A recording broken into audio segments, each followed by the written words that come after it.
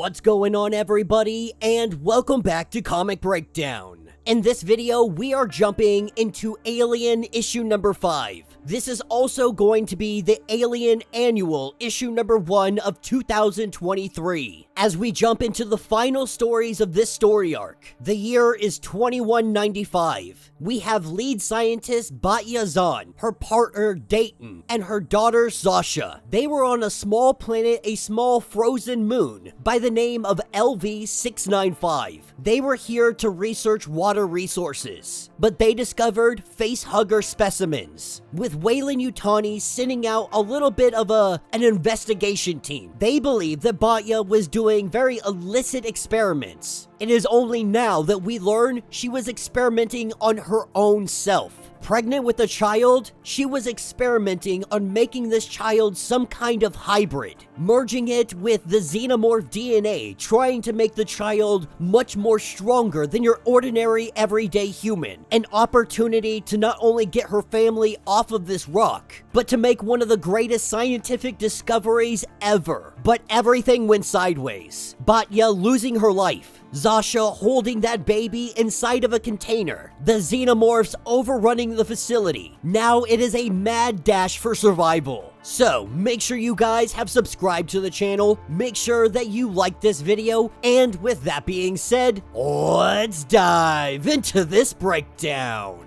Alright gang, so we are picking up at the Keg Research Base. We pick up with Dayton, who we just recently learned is a synth.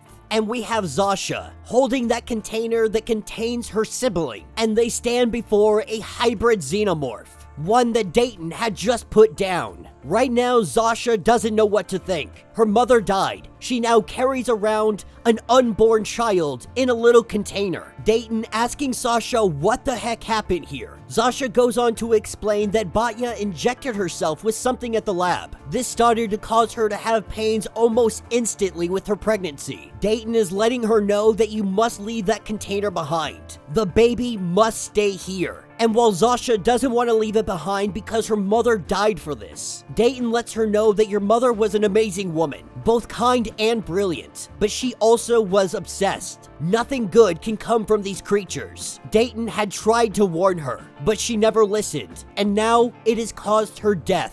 But Zasha wants to leave this little infant behind with the mother's dead body. At the very least, they can die in this place together. As they hightail it out of here, Dayton begins to explain his whole purpose in being here, but also what led to the events that they are in right now. Now, Dayton had met Zasha's parents when he was damaged. At the time, she was very young, a synth that was destined for the scrapyard, but her parents gave him another chance. He worked the lower levels. He worked away until the death of her father, with Batya knowing that they had to have 2 adults working this facility. Batya had asked the synth to take on the name Dayton and fill the role that he was currently doing. That way the research could continue on, not knowing at the time that she was pregnant. Eventually, complications began to happen, making another discovery believing that the solution laid inside these xenomorphs, something that would make the baby stronger, knowledge that would make her career, that would ensure her family was taken care of for the rest of their lives. As we see the 2 soldiers that are left remaining in this facility, they make their way through the laboratory. They see all the experimentation, the xenomorphs that have been chopped up into little pieces and experimented on. This is what Batya had been doing, here under the guise of water resources. But after learning that the xenomorphs were here, she shifted her research into something that would be more groundbreaking. This is when they get to the body of Batya, leaving the baby in the container with her. Zasha says her goodbyes and they prepare to get out of here, making their way to the landing platform. As they get ready to take off, this is where they run into those 2 soldiers. And the soldiers are letting them know that you are not getting on this ship. This is where Dayton tries to reason with them, that ship,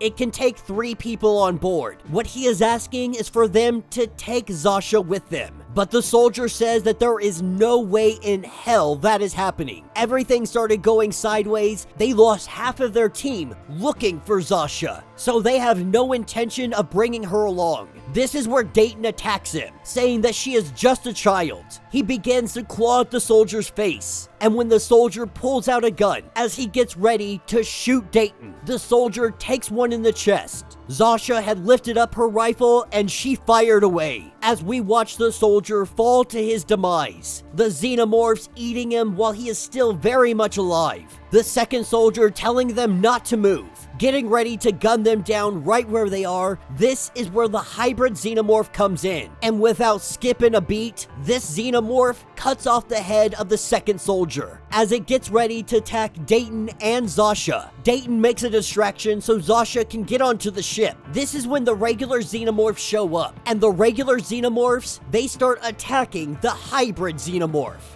Dayton at this point recognizes he's not getting on that ship. Down at the terminal, he is activating the launch sequence. Refusing to fail Zasha, he tells her goodbye. The ship takes off and it heads into orbit, and this place is left behind, lost to history. Zasha, the last survivor, her mother wanted to create a legacy, and she was successful, but in the worst ways possible. One thing is for certain, Zasha's life will never be the same again. Now, that is going to end out the series, but as we jump into the annual of 2023, we are picking up in the past. We pick up about 40 years ago. We have a Xenomorph queen along with her entire hive on a ship. Down here, they have been thriving, but when this ship had crashed, it landed on the moon that was LV-695. 40 years prior to Zasha and her family arriving at the outpost. And as we get to the moon surface, we see that there is a native creature that lives here. Monstrous creatures that roam this icy land. And when that ship crashes, the creatures go to investigate the ruins, beginning to look around and see all the little egg sacs everywhere. As the facehuggers begin to attack these creatures, they start stomping them out, trying to reach the face of these things. Their faces are so massive the facehuggers can't really latch on, but the acidy skin, it does burn their faces. As we see these giant creatures doing everything they can to smash these little guys. We see one of the creatures accidentally swallow some of these. Swallowing some of the facehuggers, it falls into the ice. And while it falls in the ice, the ones that are still on the land, they start getting attacked by Xenomorphs. Xenomorphs and facehuggers attacking at the same time. And while these may be colossal monsters, the Xenomorphs outnumber them as they try to fight them off the best they can and make their escape.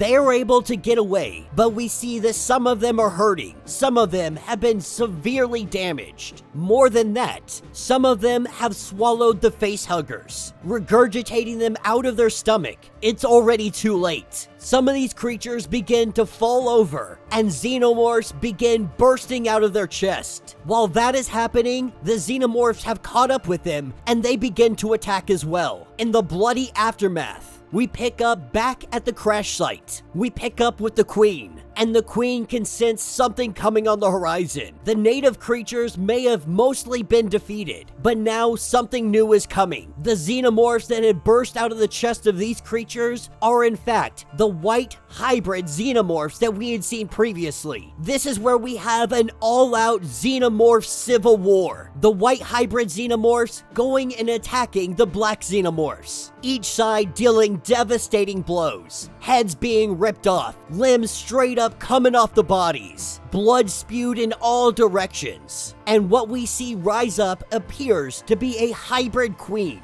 With the battle ensuing, Xenomorphs ripping each other apart, we see the Colossus hybrid Xenomorph go after the Queen. The two of them begin to battle, and all of this commotion, all of this chaos, it causes an avalanche. The avalanche causing all of the Xenomorphs to go underneath the ice and be frozen. This is what takes us to the year 2189. The outpost has been built. The year 2195, the ship sinks into the water. The year 2203, we see that this facility is nothing but rubble left over. The year 2208, it finally sinks all the way down into the ground. And this is what awakens one of those native creatures, the one that had sunk into the ice all of those years ago. And inside of this creature, a Xenomorph embryo grows. And that will be the end of this issue.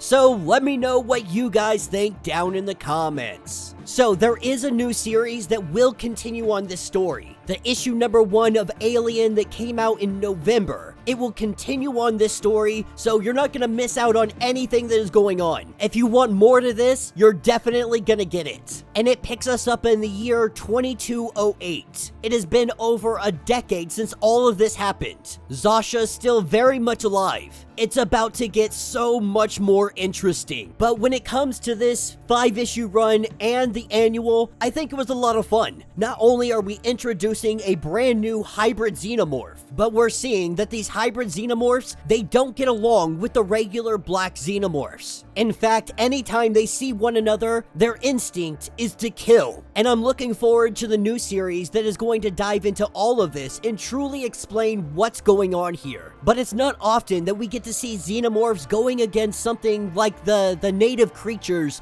that were here on this planet. Usually it's xenomorphs taking out entire colonies of humans, entire ships full of people. It's very rare that we get to see xenomorphs taking on the native population of creatures. But that is the reality of the xenomorphs. They will kill and demolish anything and everything biological that will stand in their way. Anything that they could deem a threat. All in all, it's an absolutely fantastic story. The annual had almost no words in it whatsoever, but it told the story that it needed to tell. It showed us how the xenomorphs got there, how the hybrids even came to be in the beginning, how they got underneath all of that ice, and what led to the events of Zasha's family being taken out. Now we get to see how Weyland-Yutani is going to handle this moon, as well as Zasha having this vast girth of information about the moon, about the xenomorphs, and what her role is to play in what moves forward. But let me know your thoughts, let me know your theories. If you would like to get completely caught up on everything that has been going on with this series, go ahead, check out the link in my description, as well as the top of this video. It'll get you completely caught up on everything that has been going on with Alien. If you would like to support the channel, you can always do so by joining the channel membership. Much like Patreon, having multiple different tiers, from $1 to $50, from loyalty badges to comics every single month. Not only are you helping out the channel tremendously, but you are getting tons of perks in the process. If you're unable to do this, do me a favor, subscribe to the channel, like this video, hit that notification bell, and with that being said, until the next breakdown.